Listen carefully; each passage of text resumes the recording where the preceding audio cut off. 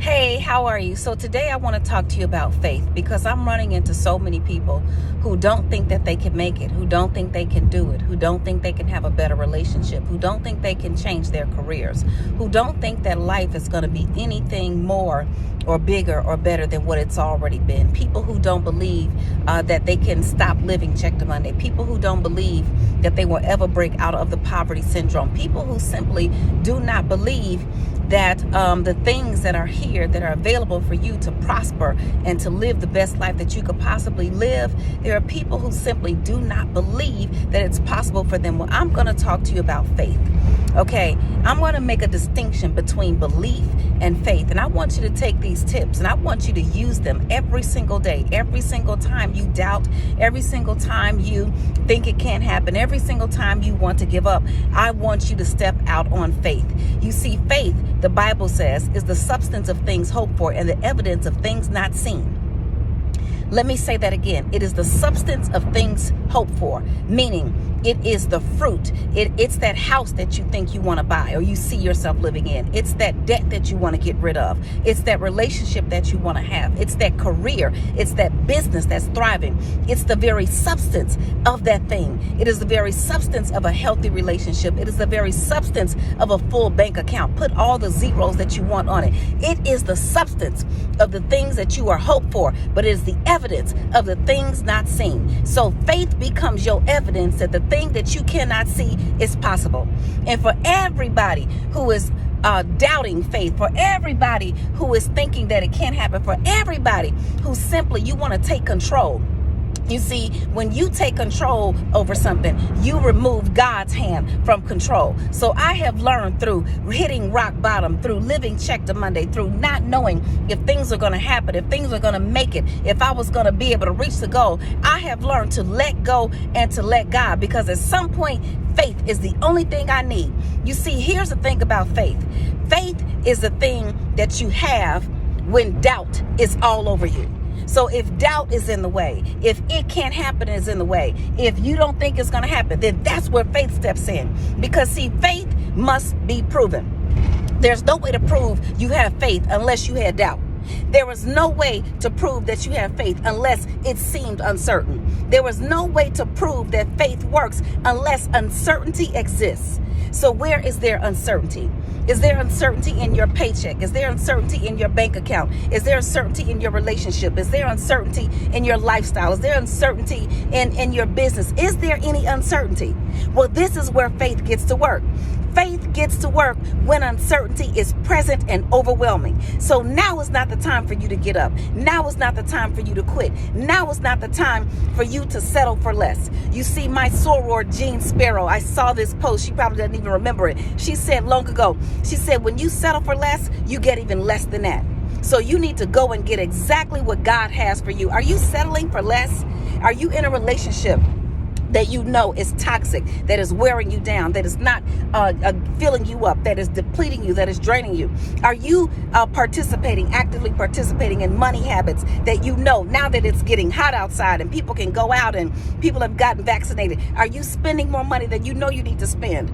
Are you failing in your business, or has your business not even started because you say you don't have enough time, so you just settle for the job that you have? Well, let me tell you what happens when you settle for less. When you settle for disrespectful relationship, you get wiped out. When you settle for not having any discipline in your money, then you are broke living from check to Monday. When you settle for not going after your dreams and living your purpose, your God-given purpose, then the job that you go to every day becomes that much more difficult to bear. So I want you to go after the things that you know are here for you.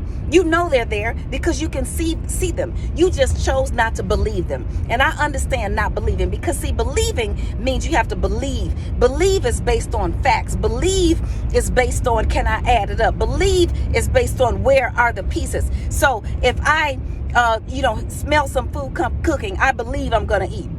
Right, that's because you smell the food cooking. But if you don't smell any food cooking, if you don't have any money to buy food, and you know that you are hungry, then you need faith to say that someone is going to provide me with a meal. So see, belief and faith are two different things. And I want you to believe. Believe if you can. But when you stop believing, I need you to have faith. You see, there were times when I did not know how I was going to make it, but I had faith. There were times when I did not know how I was going to get to the next level, but I had faith. I had no idea how I was going to bounce back from bankruptcy in the last recession, how it was going to happen, how things are going to come together. How was I going to be this world-class financial professional? How was I going to live in Hollywood? How am I going to do all of these things? I'm going to tell you how. Hard work and faith. You see, you need faith. And when you have faith, then you don't need facts. As a matter of fact, when you have faith, your faith becomes a fact. You see, the more you exercise your faith muscle, then the more you begin to soar. The more you exercise that faith muscle, the more that you say to the haters, the blockers, the naysayers, and the crab barrel leg pullers. When you defy everything that they told you that you weren't going to do, when you defy everything, how many people have told you that you're not going to do that? That's not possible. That's not going to happen. You're not going to make that happen. That's not even, nobody's ever done that. Has anybody ever told you nobody's ever done that? Well, if somebody's ever told you nobody's ever done that and you think it can be done for you, then I dare you to kick into faith action and walk it through and make it happen and keep going no matter what. Now, don't be crazy, okay? All right. Now, if you know that the people are coming to repo your car tomorrow and you have not paid the bill and you owe them $3,000 and you don't have 30 cents in your bank account, see, faith is not going to help you there. Now, there's a miracle. Now, there's a difference between a faith and a miracle. A miracle could happen by some stretch of the imagination. Something could happen. But faith says even if they do take the car, that you will bounce back. Faith says that even if they do take the car, I will still find a way to work. Faith says that even if the worst happens, I'm going to be okay. And God has a lesson for me. God has a blessing for me. And as a matter of fact, when things don't work out, I tell everybody all the time, get the lesson so you can get the blessing. You see, when something doesn't work out, don't point the finger. Don't get mad at the people who did it.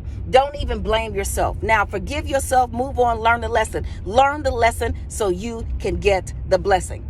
We are talking about faith. Faith is the substance of things hoped for and the evidence of things not seen. Faith is the stuff that is in you. Faith is the dream that you have. What did you dream of when you were 7 years old, when you were 12 years old, when you were 16 years old? What were the things that you wanted to do? What are the goals that you had set for yourself? What are the things? It's not too late. It is not too late. I don't care if you're 30, 40, 50. Let me tell you something. If you're 30 years old, people are living till they're 90. So you got 60 more years to do it right. If you're 40 years old, then guess what? You got 50 more years to do it right. No matter what your age is, you have the ability to jump into faith and to see the dreams manifest that you want to see manifest. So I'm going to say to you, what's stopping you? What's stopping you? Is it time? Let me help you understand something. You're going to have to snatch the time. You're going to have to command the time. You're going to have to demand the time. And you're going to have to tell time what to do. You're going to have to delegate. You're going to have to say, okay, I don't have time to do this, so I'm going to need someone else to do it. I don't have time to cook. Ladies, let me tell you something. You can't cook every single day, 3 meals a day, and be successful in all the areas of your life. You can have it all, but not at the same time. At some point, you're going to have to sacrifice something. But that's an opportunity to build community. That's an opportunity to build responsibility. That's an opportunity to build and execute on teamwork. You see, I said to my family when I was grinding and trying to get to the next level, I said, let me tell you something. This is a team here. It's like basketball, okay? You the center. I don't even know all the players, okay? But I know I was the point guard. I have to be the one to go out and score the points. So while I'm going out scoring the points, I need you to do this. I need you to do that. You've got to follow and you've got to execute and you've got to mobilize your tribe. Who is your tribe? My tribe was my mother, my mother-in-law, my sisters, my sorority sisters, my sorors. My tribe was the people in my life who were going to help me keep my foundation intact while I went out and scored the points. And through all of that, you need faith. You see, they helped me because they could see my faith. They helped me because even when it didn't add up, I would tell them, listen, I'm going to the moon tomorrow. I'm going to the moon on a bicycle with a cow sitting on the back of the wheel. And they'd be like, okay, well, if she has faith that it's going to happen, then let's do it. You see, your faith will transcend other people's disbelief. Your faith will get people to working for you who never knew they'd even be doing anything. Your faith will inspire others. Your faith will be the thing that gets you where you're trying to go. I believed that I could work for Russell Simmons, but, I know how I was going to get there. It took faith. I believed that I guess I could run these companies for MC Light and I could manage these little celebrities and build these companies. I believed it, but I didn't know how I was going to do it. It took faith. Faith is the substance of things hoped for and the evidence of things not seen. And the number one thing that I see people lack faith around is their ability to change their financial situation. You can change it. It is possible. And I want you to go to askglenn.org right now and let's step out on faith together. In Jesus' name.